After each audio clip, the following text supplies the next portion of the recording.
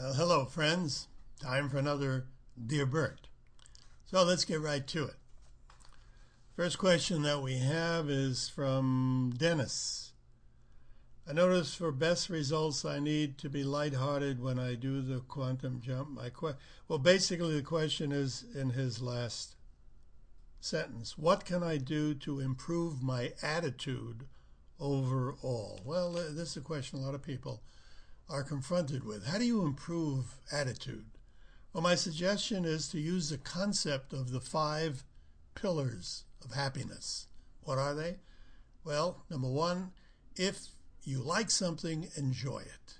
Enjoy it. A lot of people, they like things, they don't enjoy it because of some feeling of guilt or rejection or whatever. If you like it, enjoy it. If you don't enjoy it and you like it, then what's the point of doing it? Number 2, what if you don't like something? If you don't like something, avoid it. Simple. But if you can't avoid it? 3, if you don't like something and you can't avoid it, change it. That's simple. But what if you can't change it?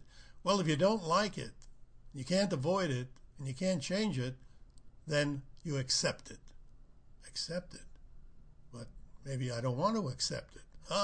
I said this is the 5 pillars of happiness. It's also the secret of unhappiness. Because if you don't accept it and you don't like it, you're going to be unhappy. But now that begets another question. How do you accept it? Well, you change your attitude toward it. Let's take something very simple that I've used probably 1,000 times. Let's say you detest washing dishes. You don't like to wash dishes. How do you change your attitude toward that? Well, simply by changing the way you view it. You don't like to wash dishes. Do you like a sparkling clean kitchen? Of course you do. Everybody likes a sparkling clean kitchen. Well, don't wash dishes. Sparkle up the kitchen. But the dishes will be in the way. You'll have to wash them. Now, you might say, but it's the same thing. A young lady in one of my classes, when she said, I hate to study, I said, do you like to learn? She says, I love to learn. I said, well, don't study anymore, learn. But it's the same thing. How can it be the same thing if you love one and hate the other? It isn't the same thing. It's a simple matter of attitude change. Okay, let's get on with it. Daniel, hi Burt, I appreciate it. He's got a long one. You can read it. I'm not going to read the whole thing. Basically, he is asking how to avoid other people when they are throwing negative thoughts at him. I suppose that's what he's asking there. Very simple technique, trick, whatever. Just imagine a sheet of glass between you and the individual. That's it. It's like a psychic shield. Some people want to get nasty and they put a mirror on the other side.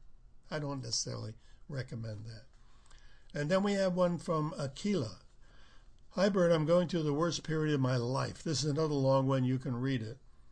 But Aquila says that, well, she's having a lot of problems and used to be very happy-go-lucky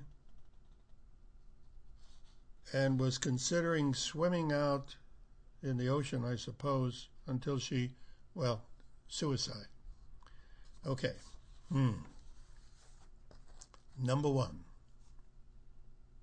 Aquila, I strongly urge you to seek out your primary physician, your primary caregiver, and tell that to him or her, because this is beyond my scope, actually.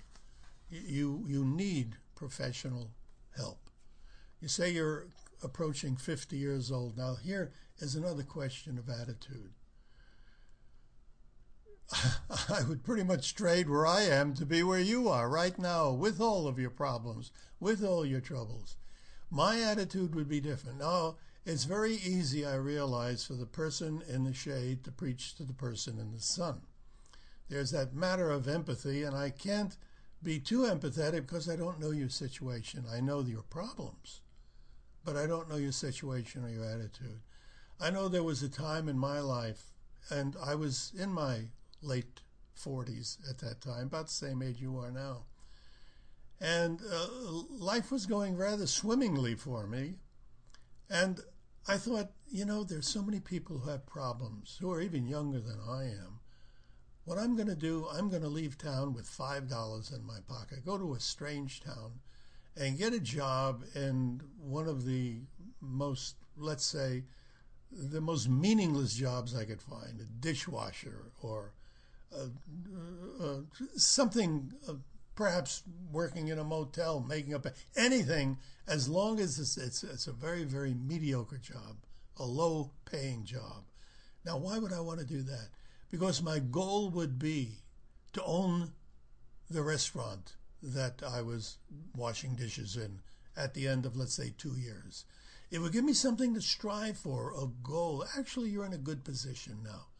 Your past life apparently is over. You're willing to give it up. Okay, give it up, but don't kill yourself. No, start a new life. Tomorrow could be the first day of the rest of your life. Now, how are you going to do that? How are you going to make a living? It doesn't matter. I don't know what you do. I don't know what your talents are, but pick something small and set a goal for yourself. Set a goal for yourself in 1 year where you're going to be. And whatever job you do, whether it's a dishwasher, whether it's making beds, flipping hamburgers, anything, whatever. It doesn't have to be in those industries, whatever. Be determined to be the best that you can. And every day, look back at your day, and the next day say, I'm going to do it better, no matter what it is, and see what happens. But first of all, please seek out your primary care, your primary physician. Okay, let's see, what else do we have here?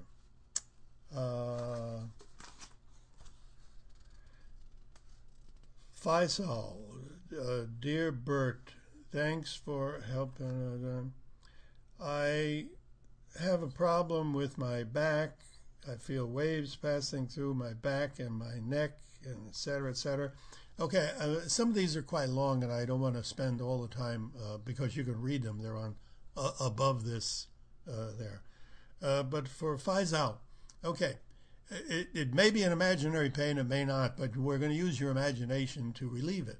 And any of you who have any similar problems, just close your eyes and sit in a chair, sit straight, and imagine a pair of hands behind you massaging you. Just imagine a pair of imaginary hands massaging your neck, your shoulders, whatever. And that should take care of it. Very simple. Most of our techniques are quite simple. Dear Burt, I have a question. I'm in a long-term relationship that has never been happy. It's never been supporting or loving for me. And I can't leave, apparently. What do I do? Okay. This is from Cassandra. Cassandra, write down 10 things that you most appreciate about this person. And then write down 10 things that you would appreciate about life without this person. And then look at the 2 things that you've written down. I think you'll answer your own question. And Reednam says, Hi, Burt. The reason I'm not sure which program I should buy, as my previous message to you and your assistant regarding, he doesn't know which program to buy, the Mindbox or quantum jumping. Well, I don't want to turn this into anything commercial, but he's asking a pertinent question. So forgive me for just interjecting. The Mindbox is, he's asking about psychic material. The Mindbox has a couple of different programs in it that are directed specifically for psychic ability. One is the Psychic Circle, the other is the ESP hat.